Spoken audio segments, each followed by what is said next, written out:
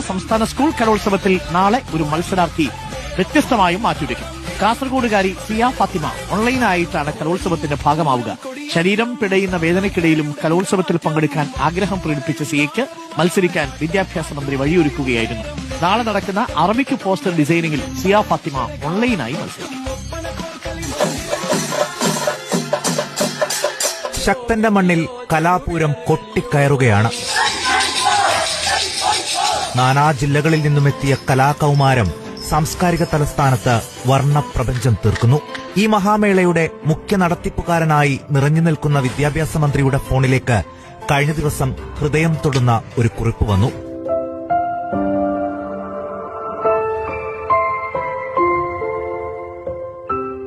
ഞാനൊരു ദയനീയ അവസ്ഥയിലാണ് സർ. അറബിക് പോസ്റ്റർ ഡിസൈനിങ്ങിൽ സ്റ്റേറ്റ് ലെവലിൽ എത്തിയതായിരുന്നു. പക്ഷേ എനിക്കെത്താൻ പറ്റാത്ത അവസ്ഥയിലാണ്. വാസ്കുലൈറ്റിസ് അസുഖം എന്നെ കാർന്നു തിന്നുകയാണ്. ഇതിന് ശമനം മരണം മാത്രമെന്നുവരെ ഞാൻ ഉമ്മയോട് പറയും. എങ്കിലും ഈ മത്സരത്തിൽ പങ്കെടുക്കണമെന്നാണ് എന്റെ അതിയായ ആഗ്രഹം. എന്തെങ്കിലും പരിഹാരം സാറിന് ചെയ്യാനാകുമോ? കാസർഗോഡ് പടന്ന ഗ്രാമത്തിൽ നിന്ന് വേദനയെ നിശ്ചയദാർഢ്യം കൊണ്ട് പൊരുതി തോൽപ്പിക്കുന്ന സിയ ഫാത്തിമ എന്ന ഈ കൊച്ചു വിദ്യാർത്ഥിനിയുടെ വാക്കുകൾ അറിഞ്ഞപ്പോൾ മറിച്ചു ചിന്തിക്കാൻ മന്ത്രിക്കുമായില്ല. സിയയുടെ അതിരുകളില്ലാത്ത ആ സ്വപ്നത്തെ അങ്ങനെ കലാകേരളം ചേർത്തു പിടിച്ചു. കുമാരി സിയ ഫാത്തിമ LK എന്ന കുട്ടിക്ക് വീട് വേദിയായി പരിഗണിച്ചു.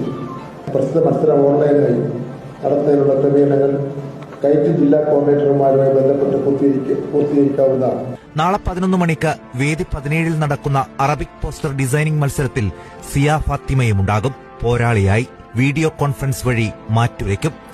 കലോത്സവ ചരിത്രത്തിലെ തന്നെ അപൂർവ നിമിഷം. രോഗപീഠകൾക്കിടയിലും കലയെ നെഞ്ചോട് ചേർത്തു പിടിക്കുന്ന സിയ ഫാത്തിമയുടെ അതിജീവന പോരാട്ടത്തിന് ഇതൊരു കൈത്താങ്ങാവട്ടെ. News desk reporter. സിയ മിടുക്കിയായി വേദനകളെ മറികടന്ന് ഒരു നല്ല പോസ്റ്റർ ഡിസൈൻ ചെയ്യൂ. A ഗ്രേഡ് അടിക്കും. ഫാത്തിമയ്ക്ക് ആശംസിക്കുന്നു.